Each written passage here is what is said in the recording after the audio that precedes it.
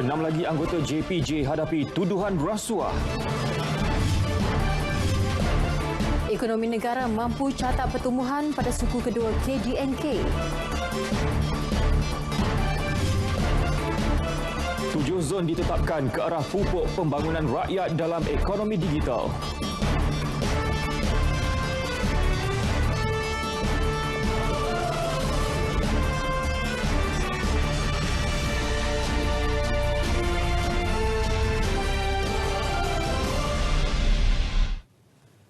Assalamualaikum, salam sejahtera. Bersama saya Faris Izzat Syahrudin. Dan saya Margaret Gambang.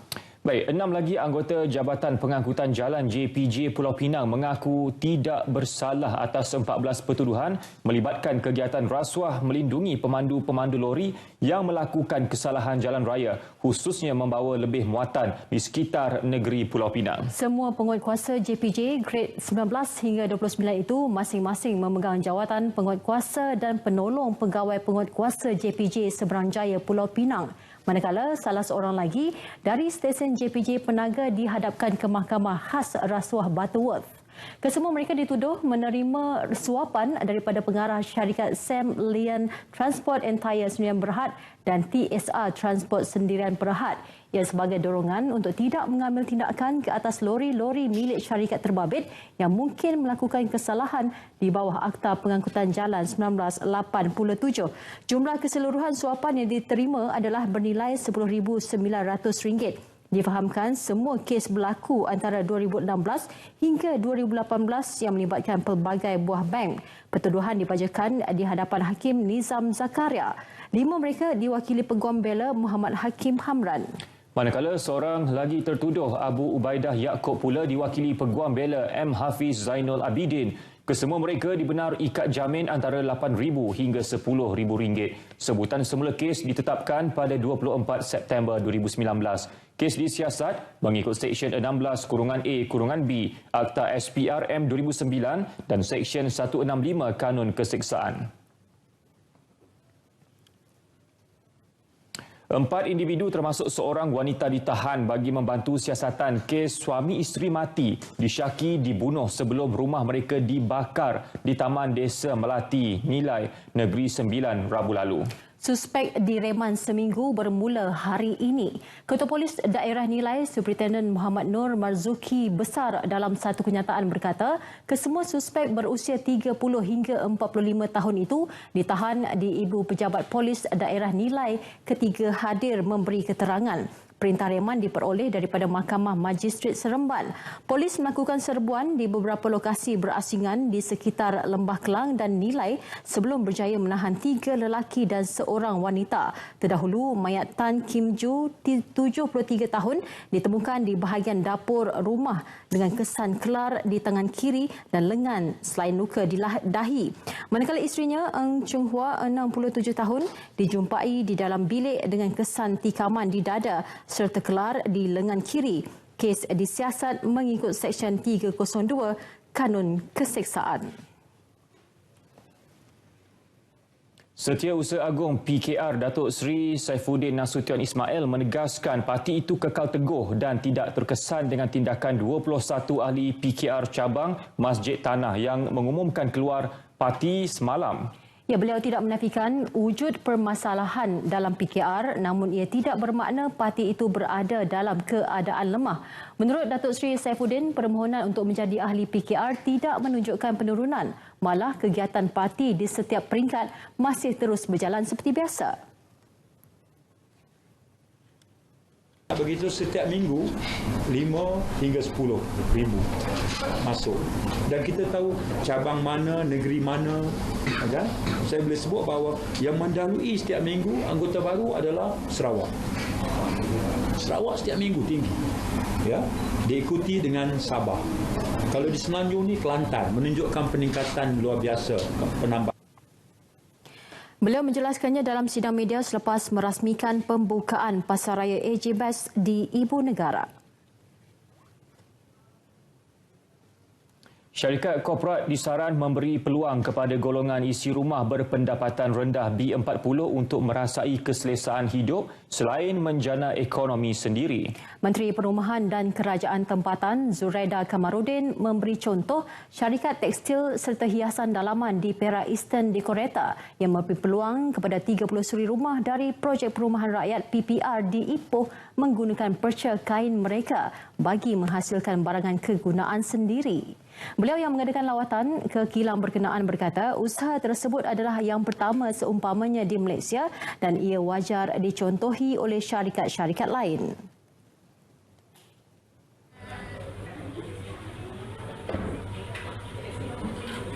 Ini mencetuskan idea juga untuk saya untuk berkembang jumpa syarikat-syarikat yang lain yang mungkin berproduk yang lain juga yang boleh kita manfaatkan untuk golongan B40 untuk digunakan sebagai sumber ekonomi mereka.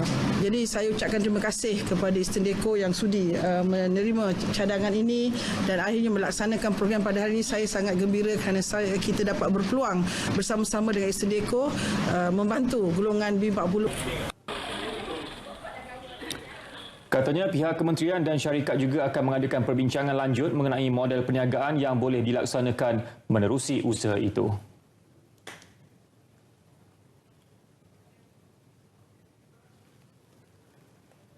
Baik, Turki sedang melaksana projek pembinaan landasan kedua di lapangan terbang antarabangsa Sabiha Gökçen SGIA di Istanbul yang dikendalikan dan dimiliki sepenuhnya Malaysia Airports Holdings Berhad MAHB. Projek tersebut dijangka siap sepenuhnya tahun depan. Laporan wartawan Andy Reza Rohadian di Istanbul, Turki.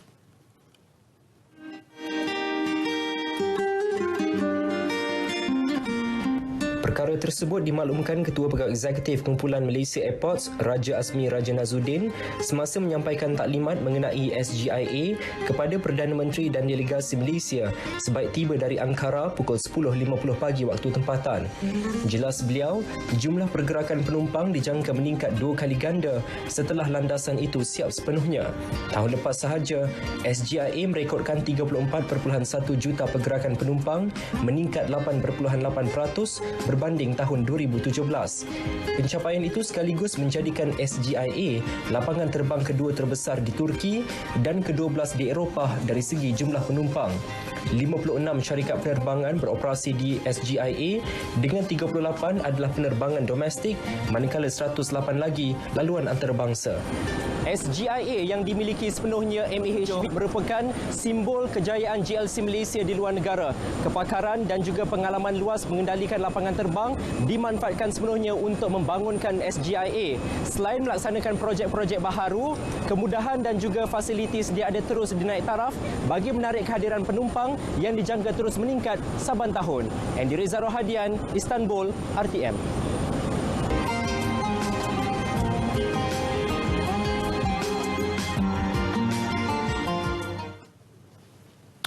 Menteri Dalam Negeri Tan Sri Muhyiddin Yassin menerima kunjungan hormat Pesuruhjaya Tinggi British ke Malaysia yang baharu, Charles Hay, di Putrajaya. Charles dilantik menggantikan Victoria Treadle yang tamat tempoh perkhidmatannya. Pertemuan Tan Sri Muhyiddin dan Charles yang berlangsung selama hampir sejam. Kedua-dua pihak berpeluang membincangkan pelbagai isu ke arah memperkukuhkan hubungan dua hala termasuk aspek keselamatan. Selain itu, membolehkan Malaysia mengetengahkan dasar-dasar terkini kerajaan dan pendirian negara khususnya berkenaan isu-isu berkepentingan bersama.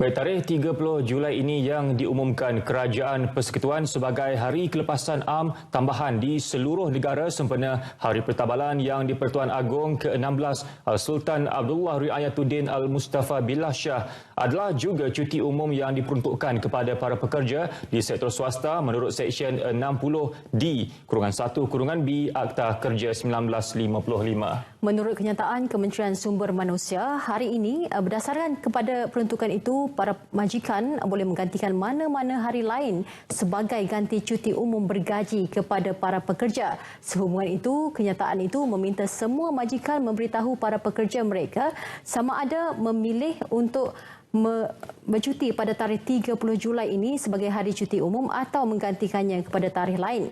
Sekiranya tiada penggantian dibuat dengan mana-mana hari lain, maka para pekerja yang bekerja pada tarikh itu layak menerima kadar gaji kerja pada cuti umum. Bagi Sabah dan Sarawak, ia selaras dengan undang-undang negeri masing-masing. Menurut kementerian itu, cuti yang diisytiharkan Kerajaan Persekutuan itu adalah di bawah Seksyen 8 Akta Hari Kelepasan 1951, Akta 369 bagi Semenanjung Malaysia dan wilayah Persekutuan Labuan. Bagi Sabah dan Sarawak, ia selaras dengan undang-undang negeri masing-masing. Bagi Pahang, kerajaan negeri itu telah mengumumkan tarikh 30 dan 31 Julai ini sebagai hari kelepasan bagi seluruh Pahang. Pengumuman ini dibuat bersempena dengan Hari Keputeraan Sultan Pahang, Sultan Abdullah yang jatuh pada 30 Julai dan Hari Pertabalan Baginda sebagai Yang di-Pertuan Agong ke-16. Sehubungan itu, 31 Julai adalah cuti gantian kepada Hari Pertabalan Baginda. Bagaimanapun, cuti ini boleh digantikan pada tarikh lain sebagaimana diperuntukkan oleh Seksyen 60D-1-B Akta Kerja 1955. Yang di-Pertuan Agong Al-Sultan Abdullah Riayatuddin Al-Mustafa Billah Shah berkenan menerima persembahan shilling khas sempena istiadat pertabalan Seri Paduka Baginda 30 Julai ini. 3 jenis shilling iaitu emas, perak dan emas Nordik itu dipersembahkan Gubernur Bank Negara Malaysia BNM Datuk Nur Syamsiah Muhammad Yunus. Turut berangkat Raja Permaisuri Agong Tengku Azizah Aminah Maimunah Iskandariah. Pengarah Jabatan Operasi Matuang BNM Azman Mat Ali berkata, 300 shilling emas akan dikeluarkan dengan harga RM1,800 setiap satu. Selain itu, 1,500 shilling perak berharga RM200 dan kira-kira 15,000 keping shilling emas Nordik pada harga RM12.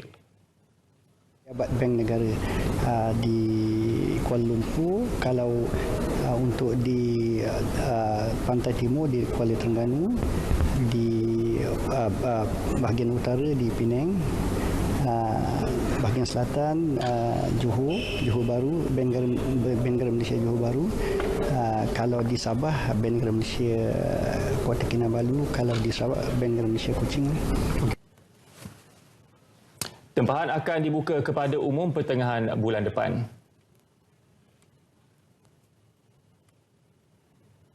Baik, seterusnya Mac, kita akan berlintas langsung sekali lagi ke Met Malaysia untuk mengetahui ramalan cuaca untuk esok.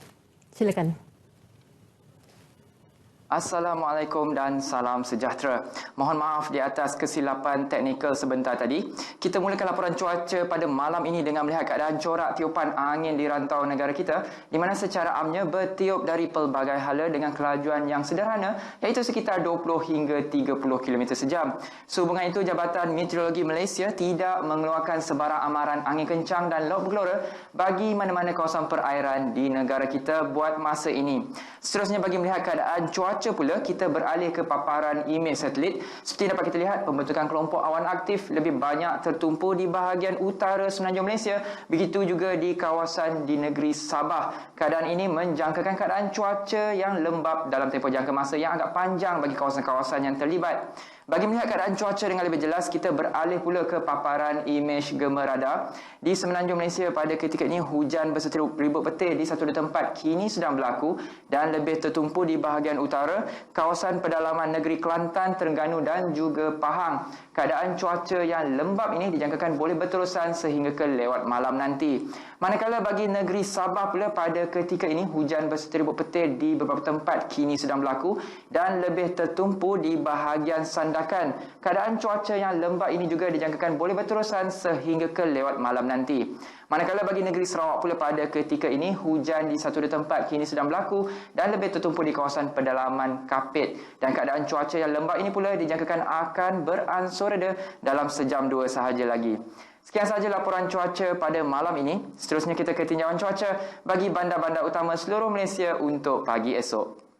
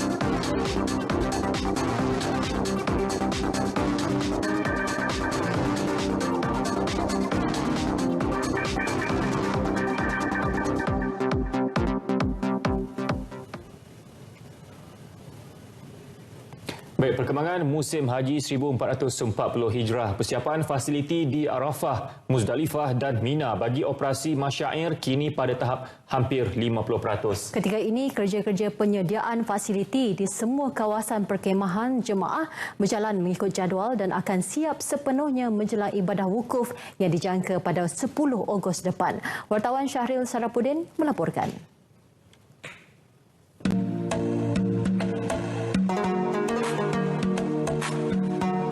Lebih kurang 2 minggu sahaja lagi, Arafah akan menerima kunjungan jutaan umat Islam bagi ibadah haji.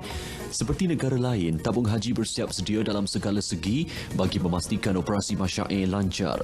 Ketua Rombongan Haji Malaysia, Datuk Seri Said Saleh Said Abdul Rahman ketika lawatan bersama para petugas tabung haji berpuas hati dengan gerak kerja yang dijalankan dan segala persiapan mengikut jadual. Persiapan telah pun berjalan mengikut pada jadualnya dari segi pembersihan, dari segi kemahnya dan juga dari segi kabeling untuk bekalan elektrik dan sebagainya sedang berjalan.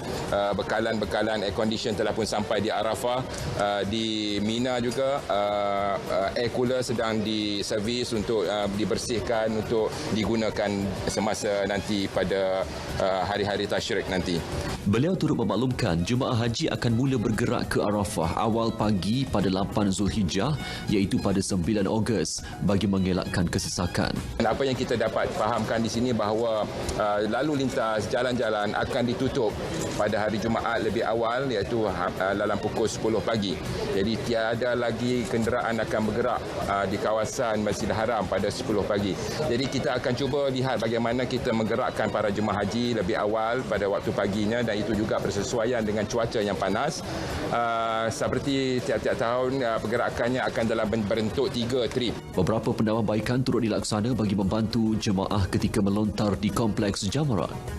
Tahun ini juga kita akan menambah pos menunggu di Mina Muaisim iaitu di sini sehingga ke 4 pos menunggu dan di tempat Jamrat itu sendiri juga kita akan sediakan tambahan menjadi 5 pos menunggu untuk pandu arah para jemaah haji, untuk melihat pergerakan para jemaah haji, untuk membantu para jemaah haji jika memerlukan bantuan semasa dia orang mungkin ada yang keletihan, ada yang memerlukan rawatan-rawatan dan sebagainya dan juga untuk mereka ada kadang-kalanya tersasar ke tempat-tempat yang lain.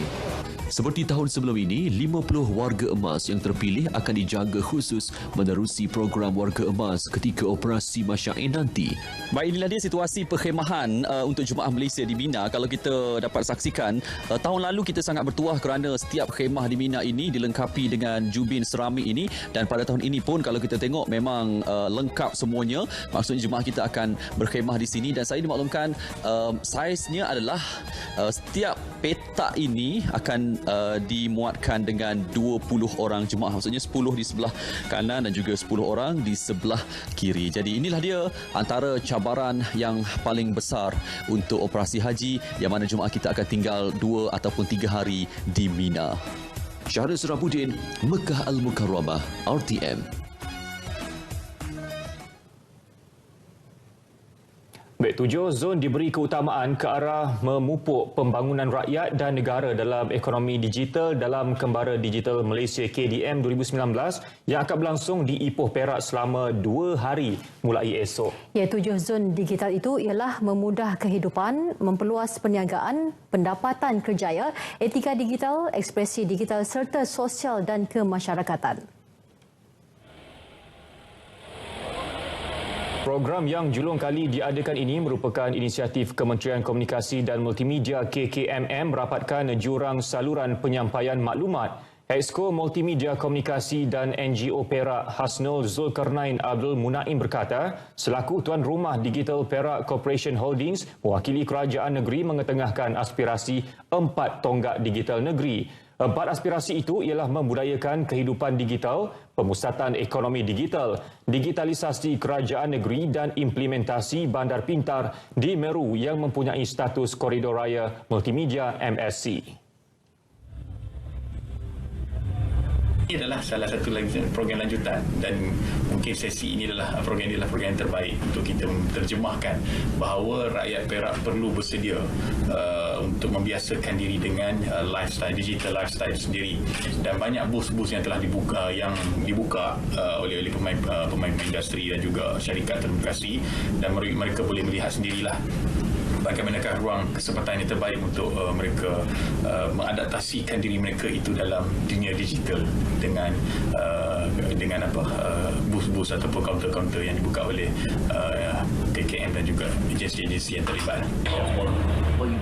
Karnival bersempena Hari Telekomunikasi dan Masyarakat Berinformasi Sedunia ini akan dirasmikan Menteri Besar Perak Datuk Seri Ahmad Faizal Azumu di Bulatan Sultan Azlan Shah Ipoh. Lebih 15,000 orang dijangka hadir, termasuk Menteri Komunikasi dan Multimedia Gobind Singh Deo.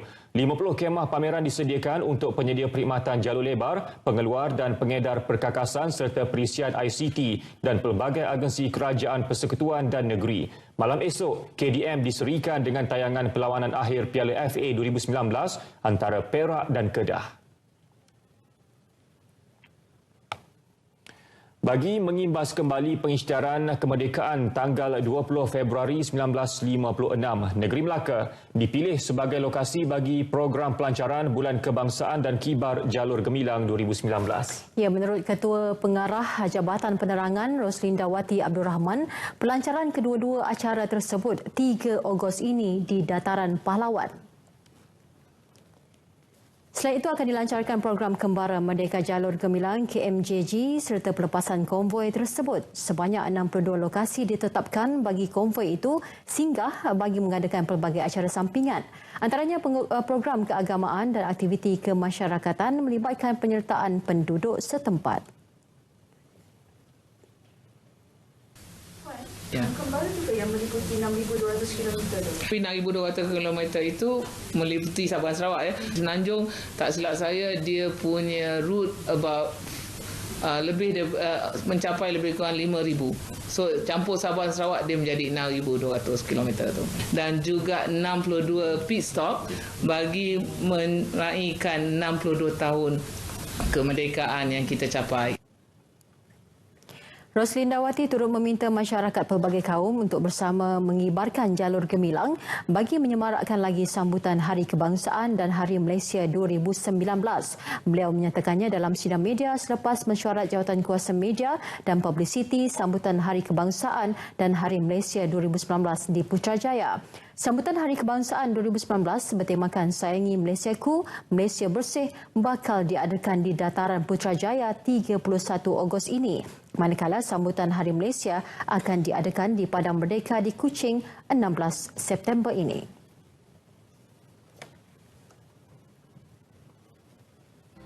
Perkembangan kes lucut hak berkaitan dana 1MDB terhadap UMNO bahagian Pekan, Yayasan Rahah dan Nazar Quest Auto Sdn Bhd oleh Suruhanjaya Pencegahan Rasuah Malaysia SPRM. Hakim Mahkamah Tinggi Kuala Lumpur Muhammad Nazlan Muhammad Ghazali menetapkan 23 Ogos ini untuk mendengar semula keputusan representasi ketiga-tiga kes berkenaan selepas ketiga-tiga responden mengemukakan permohonan masing-masing hari ini. Bagi kes UMNO bahagian Pekan yang memohon untuk membatalkan notis usul lucut hak itu, Mahkamah menetapkan untuk mendengar dahulu hujahan responden pada 20 Ogos 2019 sebelum mendengar keputusan representasi. Notis pelucutan hak oleh SPRM terhadap UMNO bahagian Pekan berjumlah RM700,000. Sementara itu, Mahkamah dimaklumkan pihak Yayasan Rahah sudah menghantar permohonan tawaran penyelesaian bagi membayar balik keseluruhan jumlah lucut hak sebanyak RM839,489.82. Hakim Muhammad Nazlan kemudiannya memutuskan prosiding akan dijalankan sekiranya tiada permohonan lain daripada responden pada tarikh tersebut. Manakala bagi kes Nazar Quest Auto, pihak responden turut membuat permohonan sama, tawaran penyelesaian bagi proses pembayaran balik berjumlah RM269,662. 4 rumah kongsi di Kampung Kerinci dekat Ibu Negara musnah dalam kejadian kebakaran kira-kira pukul 8.30 pagi tadi. Bagaimanapun, tiada mangsa terlibat dalam kebakaran tersebut. Jelas penguasa bomba Muhammad Ridwan Kamaruzaman, semasa kejadian, semua penghuni rumah berkenaan yang terdiri daripada warga negara asing sedang bekerja.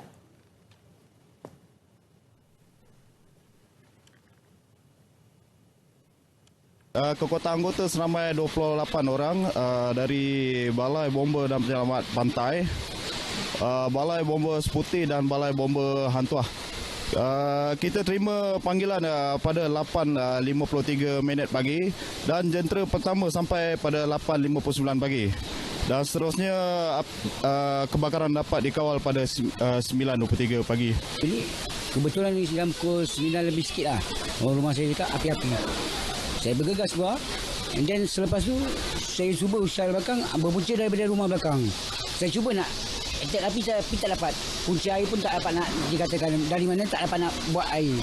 Jadi saya cuba elak-elak tak boleh juga. Api tengah marak sebab ditolak oleh angin. Punca kejadian dan jumlah kerugian masih disiasat. Seorang pekebun mengaku tidak bersalah di Mahkamah Session Temerloh atas pertuduhan memukul isterinya menggunakan spana 25 Julai lalu. Tertuduh Muhammad Azim Muhammad Asri, 31 tahun dari Kampung Bolok Lancang, membuat pengakuan tersebut di hadapan Hakim Azwar Cik Yusof. Pendakwaan dikendalikan Timbalan Pendakwa Raya Salwa Asmari Abdul Rahim. Tertuduh tidak diwakili peguam. Mengikut kertas pertuduhan, kira-kira jam 7 hingga 7.30 pagi di dalam sebuah kereta di kawasan Semak, tepi Sungai Semantan dekat Lancang, tertuduh telah sengaja menyebabkan kecederaan kepada isterinya dengan menggunakan spana di anggota badan mengakibatkan mangsa mengalami bengkak dan lebam. Tertuduh didakwa mengikut Seksyen 324 Kanun Keseksaan, dibaca bersama Seksyen 326A Kanun Keseksaan yang boleh dikenakan hukuman 2 kali ganda. Jika sabit kesalahan, hukuman penjara maksimum 10 tahun atau denda atau sebat atau dengan mana-mana dua daripada seksaan terbabit. Pihak pendakwaan menawarkan jaminan RM10,000 dengan syarat tambahan melaporkan diri sebulan sekali di Balai Polis berhampiran dan dilarang mengganggu mangsa. Tertuduh bagaimanapun merayu supaya ikat jaminnya dikurangkan. 23 Ogos ini ditetapkan untuk sebutan semula kes. Mahkamah Tinggi Kuala Lumpur menetapkan 8 Ogos ini sebagai tarikh pengurusan kes terakhir berhubung saman fitnah RM20 juta yang difailkan Timbalan Menteri Pertahanan Liu Chin Tong terhadap Presiden Pertubuhan Jaringan Melayu Malaysia JMM, Dato' Azwan Din Hamzah. Ia berkaitan hantaran di Facebook yang mendakwa Timbalan Menteri itu sengaja memakai uniform komunis ke acara ketenteraan. Tarikh itu ditetapkan Hakim Datuk Azimah Omar bagi memberi peluang kepada kedua-dua pihak menyelesaikan pertikaian mereka sebelum meneruskan perbicaraan yang ditetapkan pada 23 hingga 25 September. Chin Tong memfailkan saman fitnah itu melalui firma guaman Tetuan Kapal Singh & Co pada 27 Disember lalu. Timbalan Menteri Pertahanan itu merujuk kepada satu hantaran di laman Facebook milik Datuk Azwan Din yang mendakwa Chin Tong sengaja memakai uniform komunis ke acara ketenteraan. Datuk Azwan Din didakwa memuat naik imej dan kapsion pada 30 Oktober tahun lalu. Ia juga mengenai artikel yang ditulis Datuk Azwan Din di laman web JMM pada 19 November dengan tajuk Kementerian Pertahanan kini berada dalam tekanan dan ancaman. Kementerian Perdagangan Dalam Negeri dan Hal Ehwal Pengguna KPDNHEP akan meningkat usaha memberi penerangan kepada peniaga dan pengguna mengenai pelaksanaan cukai gula yang bermula awal bulan ini. Menterinya Datuk Seri Saifuddin Nasution berkata wujud kekeliruan dalam kalangan masyarakat berhubung pelaksanaan cukai itu sehingga ada antara peniaga yang bertindak menaikkan harga minuman dan makanan. Jadi memang ditemui aduan kenaikan harga minuman dengan alasan bahawa soda tax dikenakan tanpa dia mengetahui bahawa dia jual teh tarik, dia jual kopi o ais, itu tak ada kaitan dengan soda tax. Yang ni kalau dia beli produk dengan berkarbonat, itu baru kena. Datuk Seri Saifuddin menjelaskannya pada sidang media selepas merasmikan pembukaan Pasaraya AJ Best di Ibu Negara. 1 Julai lalu, kerajaan menguatkuasakan pelaksanaan cukai minuman bergula sebanyak 40 sen seliter bagi minuman yang mengandungi kandungan gula melebihi nilai ambang seperti minuman berkarbonat. Ia tidak termasuk minuman bancuhan di premis makanan seperti teh tarik, kopi susu dan sebagainya. Orang ramai diminta membuat laporan kepada penguatkuasa KPDNHEP sekiranya terdapat peniaga yang menaikkan harga makanan atau minuman. Baik, Mac, seperti biasa, setiap Jumaat kita ikuti harga minyak bagi tempoh esok Sabtu 27 Julai hingga Jumaat 2 Ogos depan. Ya.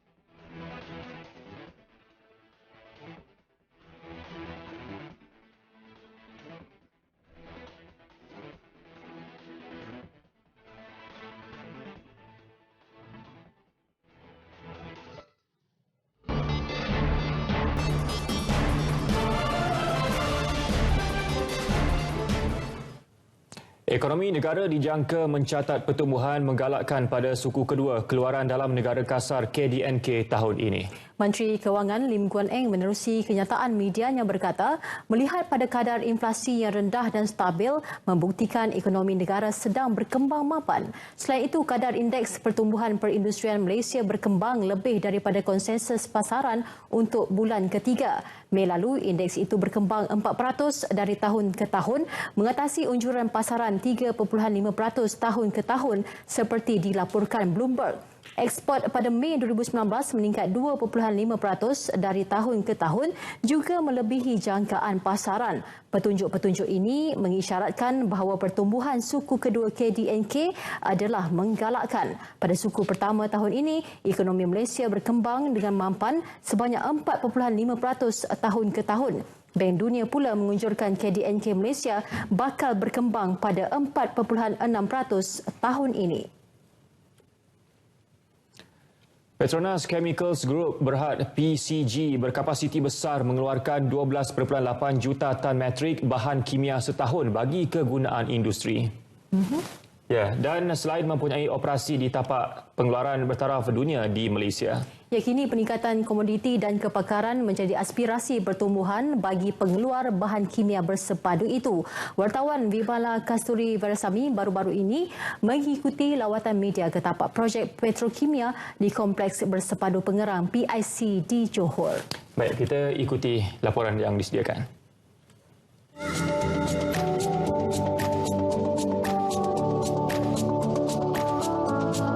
PCG di PIC kini telah mencapai kemajuan lebih 98% dan dijangka beroperasi suku keempat tahun ini.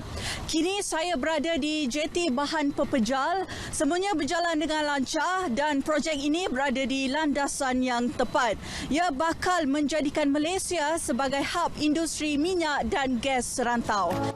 Bagi perancangan masa depan yang lebih mampan, PCG memperuntuk $12 bilion Amerika Syarikat bagi tempoh 18 tahun menfokuskan penghasilan bahan kimia. Menurut Ketua Komersial PCG Syamsairi Muhammad Ibrahim, pihaknya menyenarai pendek projek yang menumpukan kepada strategi serampan tiga mata bagi menerokai pasaran global. Kumpulan itu juga fokus menceburi pelaburan perniagaan bahan kimia, khususnya pertubuhan bukan organik selepas bertindak mengambil alih sepenuhnya saham kumpulan Da Vinci Mei lalu. Buat masa ini kita ada lebih kurang 20 projek yang kita sudah identify dalam proses discussion and so on. Produk ni kita panggil downstream. Daripada kalau kita tengok kompleks ni, kita ada refinery, kita ada crackers, kita ada petrochemical. Kita turun ke bawah lagi. Sejak 35 tahun lalu, perniagaan PCG fokus kepada komoditi iaitu bahan kimia lapisan pertama terhasil daripada produk seperti gas ditukar terus kepada kimia. Kumpulan itu meletak sasaran 25% sumbangan datangnya daripada produk seperti minyak wangi dan vitamin. Bimalah Kasturi Virasami, RTM.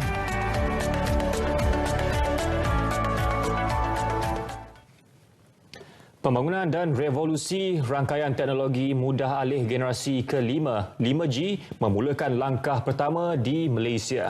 Ia dipacu dengan pelaksanaan ujian lapangan berkelompok secara langsung selama 6 bulan dengan menjadikan ibu pejabat syarikat telekomunikasi Celcom di Petaling Jaya sebagai tapak perintis ujian tersebut. Menurut Pengerusi Suruhanjaya Komunikasi dan Multimedia SKMM Al-Ishal Ishak, ujian yang diteraju Celcom itu akan meneroka model aplikasi dan mengkaji kes penggunaan dalam memperlihatkan keupayaan 5G bagi menyokong aplikasi bandar pintar. Perancangan seterusnya memang kita akan membawa beberapa aplikasi demonstrasi 5G ini ke beberapa tempat di seluruh negara. So sebenarnya pada hari Isnin ni, when we hand over, the industry and MCNC hands over an interim 5G Task Force report kepada Yang Amat Berhormat Tuan Gubernur Sidio, we will be sharing a few of the other locations which the industry have proposed to us, including Celcom, pada hari Isnin lepas. Katanya tapak makro 5G ini meliputi keluasan hampir 1.22 km persegi, mencapai kira-kira 450 kediaman dan 130 lot kedai serta pejabat dengan anggaran populasi lebih 4,600 orang sekitar Petaling Jaya. Beliau bercakap demikian selepas melancarkan ujian lapangan berkelompok 5G secara langsung oleh Celcom bersama pegawai eksekutif Celcom Aziata Berhad, Idham Nawawi di Petaling Jaya, Selangor. Untuk fasa pertama ini, Celcom dengan kerjasama rakan teknologinya Huawei Technologies akan berkongsi kepakaran masing-masing bagi pelan strategik pelaksanaan 5G, ujian tanpa wayar ke kediaman serta menambah baik pengalaman data. April lalu, Malaysia menjadi negara pertama di Asia Tenggara melancarkan pameran 5G. SKMM menjangkakan teknologi komunikasi tersebut berpotensi sedia dan digunakan secara komersial di negara ini menjelang 2022. Seterusnya, untuk perkembangan sukan, kita akan bersama dengan Akhtar. Jadi, apa yang menariknya untuk malam ni? Semestinya, tinggal lebih kurang daripada 24 jam esok, lawanan akhir Piala FA. Itulah tumpuan kita malam ini dan juga Tour de France. Okey, silakan Akhtar dengan perkembangan itu. Terima kasih.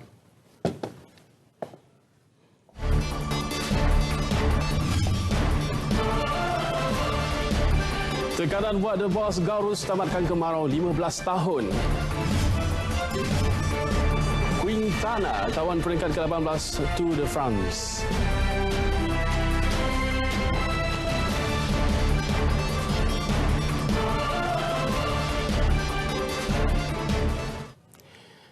Assalamualaikum. Sebelum kita teruskan, sebentar tadi telah masuk waktu solat fardu isyak bagi wilayah Persekutuan Kuala Lumpur dan kawasan-kawasan yang sewaktu dengannya. Baik, kita teruskan dengan menjelang LC Final Piala FA esok. Ketua Jurulatih Perak Mehmet Durakovic mengakui bila berdepan sedikit tekanan dalam usaha menamatkan penantian The Boss Gaurus untuk menjulang piala itu dalam tempoh 15 tahun. Mehmet memberitahu tugas itu bukan mudah seperti yang dijangka, di mana lawan yang menanti mereka di pentas final adalah antara salah satu pasukan elit dalam Liga Malaysia. Bagaimanapun, bekas pengendali Selangor itu kekal optimis bahawa skuad kendaliannya akan memberikan aksi terbaik dan mengharapkan kejayaan akan memihak kepada Perak dalam tempoh 90 minit. Kali terakhir Perak menjulang Piala FA ketika menewaskan Terengganu 3-0 pada tahun 2004. All my players are fit, everybody wants to play, and it's a very good headache for me. It's not easy, but that's what I want. I want all the players to challenge for starting 11. Perak is a very proud football history team, and it's going to be a challenge for all the players tonight to get on the starting 11, to be honest. So I haven't made up my mind yet. Dalam masa sama, Mehmet gembira dengan kehadiran semula dua pemain utama di bahagian pertahanan iaitu Nazirul Naim Cik Hashim dan Amirul Azhan Aznan. Baginya ia memberikan satu peluang buat dirinya memilih kesebelasan terbaik. Sementara itu, Kapten Perak Syarul Saad turut mengakui dia memiliki misi peribadi selain mahu membantu Perak menamatkan kemarau Piala FA. Bagi saya itu adalah satu pencapaian yang agak baik untuk diri saya sendiri. Setelah saya bermain untuk pasukan Perak, alhamdulillah ini adalah final kedua dan pertama dari segi biasa ialah. So saya sangat mengharapkan saya mampu menang piala ini, insyaAllah. Sepanjang karier Syamsul, dia telah berjaya merangkul 4 trofi bermula dengan kejayaan memenangi Piala Malaysia 1998 disusuli Liga Perdana 2002 dan 2003 yang kini dikenali sebagai Liga Premier dan Piala FA pada 2004. Ketua Jurulatih Kedah Aidil Syahrin Sahak masih belum memutuskan pengganti kepada pertahanan utama Renan Alves untuk bergandingan bersama Shakir Hamzah dalam aksi final Shopee Piala FA 2019 menentang Perak esok. Namun, tegas Aidil, paling utama bukanlah untuk hanya fokus kepada satu posisi itu sahaja tetapi setiap aspek perlu dititik beratkan bagi memastikan semua pemain cukup bersedia untuk diturunkan. Jelas Aidil, dia masih membuat pertimbangan pemain yang mampu menggalas tugas di posisi yang ditinggalkan Alves selepas pemain itu terpaksa menjalani penggantungan satu perlawanan yang telah ditetapkan mengikut kod tata tertib Persatuan Bola Sepak Malaysia FAM. I'm not going to say who's going to fill in that position yet because today we still have the final training to prepare and there's a lot of testing this week to be done because of who's going to fill in what you mentioned. But like I say, I think the most important thing is not only in that position, we have to focus the whole squad to be really focused on this coming final because it's not easy. Alves dilayangkan kad kuning kedua, seterusnya kad merah pada perlawanan terakhir Liga Super 2019 bertemu Felda United di Stadium Tun Abdul Razak Jengka pada 21 Julai lalu. Pemain seperti Syawal Nordin, Karul Helmi Johari dan Amirul Hisham Awang Kecil dilihat antara pertahanan tengah yang mampu mengisi posisi itu. Sementara itu bagi Kapten Kedah Badrul Bakhtiar menyifatkan dia dan rakan sepasukan tidak gentar dengan sebarang provokasi daripada skuad Perak, terutamanya pemain tengah Leandro Dos Santos yang dilihat gemar memberikan gangguan emosi kepada lawan. Bagi saya sendiri, provokasi daripada yang kita tahu Leandro, kita kena faham game dia memang dah macam tu. So bagi kita ni dah main di Liga Malaysia ni dalam beberapa tahun ni, kita hanya buat macam biasa je lah, buat tak tahu je lah. Mereka bercakap dalam sidang media pra-perlawanan di Bukit Jalil. Pemain import Kedah dari Kyrgyzstan, Edgar Benhard pula mengakui perlawanan akhir berdepan Perak di Stadium Nasional Bukit Jalil esok akan menjadi pengalaman baharu bagi dirinya untuk merasai suasana beraksi di hadapan kira-kira lebih 85,000 penonton. Menurut Ketua Pasukan Kebangsaan Kyrgyzstan ini yang pernah beraksi di beberapa Liga Eropah seperti di Jerman, Poland dan Finland, dia teruja dengan jumlah bilangan penyokong yang akan hadir sambil berharap dirinya mampu membantu Kedah menjulang kejuaraan Piala FA. Bahkan ini merupakan pengalaman pertama dalam karier Bernhard untuk beraksi di hadapan sejumlah penyokong sebegitu, memandangkan sebelum ini dia hanya pernah bermain di stadium yang mempunyai penyokong tidak lebih daripada 80,000 orang. I played already close to 80,000 but never like over 80,000, so it's the first experience and I'm happy to get this experience. Pemain berusia 33 tahun ini pernah bermain untuk pasukan negaranya baru-baru ini di pentas Piala Asia 2019 sehingga mara ke pusingan 16 terbaik sebelum tewas kepada Emiriyah Arab Bersatu. Bernhard turut mengakui potensi yang ada pada Liga Malaysia selepas merasai sendiri pengalaman bermain dalam beberapa perlawanan bersama Kedah dan yakin lebih ramai pemain dari negaranya pasti berminat untuk datang ke Malaysia. Syarikat penerbangan tambang murah Air Asia sentiasa bersedia menyokong atlet dan peminat sukan dengan penawaran tambang berpatutan untuk atlet dan peminat pada Sukan SEA Filipina November ini. Justru perbincangan lebih terperinci akan diadakan bagi membolehkan ramai atlet dan penyokong diterbangkan ke Filipina dalam memeriahkan tamasya 2 tahun sekali ini. Ketua Bahagian Pembangunan Perniagaan Kerajaan dan Piagam Air Asia, Muhammad Fauzi Rajab berkata Air Asia sentiasa menjadikan sumbangan sebegitu sebagai salah satu tanggungjawab sosial korporat CSR syarikat seperti yang pernah dilakukan sewaktu perlawanan bola sepak Piala EFF tahun lepas. Sentiasa memberi sokongan kepada atlet. Sekarang kita masih dalam perbincangan. Kita akan berbincang sekiranya ada permintaan untuk atlet kita lah. Presiden Persatuan Penulis-Penulis Sukan Malaysia, Sam Justin Syafiee, menyambut baik usaha ini yang bukan sahaja memberi peluang kepada atlet dan peminat, malahan kepada pengamal media sukan yang akan membuat liputan tamasya itu nanti.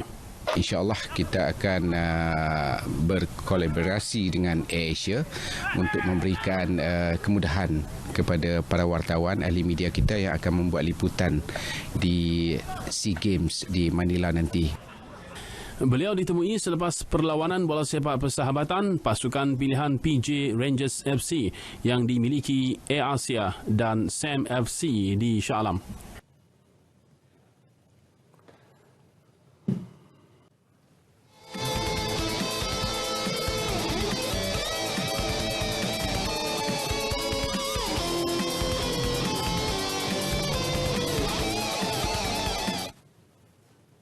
Pastinya konsert berskala besar Exist Reunion dinanti-nantikan para peminat setia kumpulan itu. Ya, apatah lagi dengan kemunculan dua vokalis asal iaitu Mamat dan Izzat Lazim. Konsert di RTM baru-baru ini pun penuh auditorium dengan para peminat setia mereka. Malah ada juga yang tidak dapat masuk ke dalam auditorium. Ya, konsert berkenaan dijadual berlangsung pada September depan. Juga kita nak kongsikan mengenai kisah pelakon yang juga merupakan salah seorang ahli kumpulan K-pop Astro, Cha Yun-woo, yang kabarnya bakal berkunjung ke negara ini buat pertama kalinya pada Oktober depan. Untuk perinciannya terus bersama Bidiva.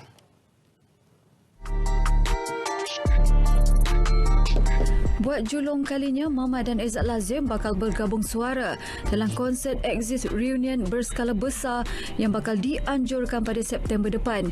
Pastinya ini merupakan momen yang dinanti-nantikan peminat setia kumpulan yang berusia 28 tahun itu. Sebenarnya kalau ikutkan memang bila kita kata ini kalilah, sebenarnya kalau ikut sebenarnya dah lama kita nak buat ini kali je kan. Salah dia tambah ni kali lah aku ikut je.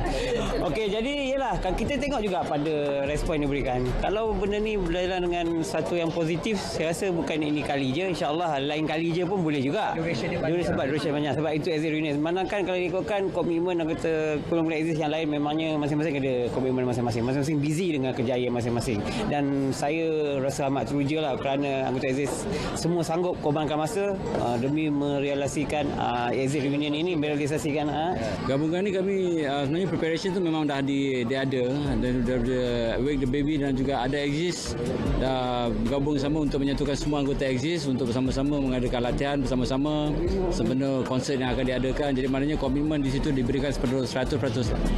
Konsert tersebut bakal berlangsung di Stadium Melawati Shah Alam pada 28 September dan akan menemui peminat di Singapura pada 5 Oktober 2019. Bidiva turut berkesempatan bertanyakan tentang rancangan masa hadapan Exist setelah selesainya konsert reunion tersebut. Dan selepas konsert kita akan continue juga ke tempat-tempat lain dan akan ada juga dokumentari dan juga filem Exist. Jangan lupa saksikan kami di Melawati Shah Alam Stadium pada 28 September 8.30 malam dan juga di Singapura di MES Theatre Mediacorp pada 5 Oktober 8.30 malam juga. Dan kepada semua peminat boleh dapatkan tiket di www.myticket.asia. www.myticket.asia. Alright. Jumpa kami di konsert Reunion Exist. Pastinya ini merupakan berita gembira buat peminat Cha Eun-woo, terutama kelab peminatnya Aroha. Buat pertama kalinya beliau akan berkunjung ke Malaysia pada 27 Oktober depan. 2019 Cha Eun-woo First Fan Meeting Tour Just One 10 Minutes akan diadakan di Dewan Wawasan Menara PGRM. Cha Eun-woo merupakan pelakon dan salah seorang ahli kumpulan K-pop yang bernaung di bawah syarikat pengurusan Fantagio Music Entertainment. Beliau memulakan karier bersama kumpulan itu pada 2016 dan bergerak aktif menerusi pelbagai bidang termasuk pengacaraan, duta produk dan banyak lagi. Pada 2018, beliau membintangi watak utama dalam sebuah drama terkenal bertajuk My ID is Gangnam Beauty yang mendapat sambutan luar biasa. Susulan fenomena itu, Cha Eun-woo telah memenangi anugerah pelakon rookie dan anugerah bintang Hallyu pada anugerah drama Korea ke-11 dan semakin dikenali dalam kalangan peminat K-pop sebagai artis seproboleh.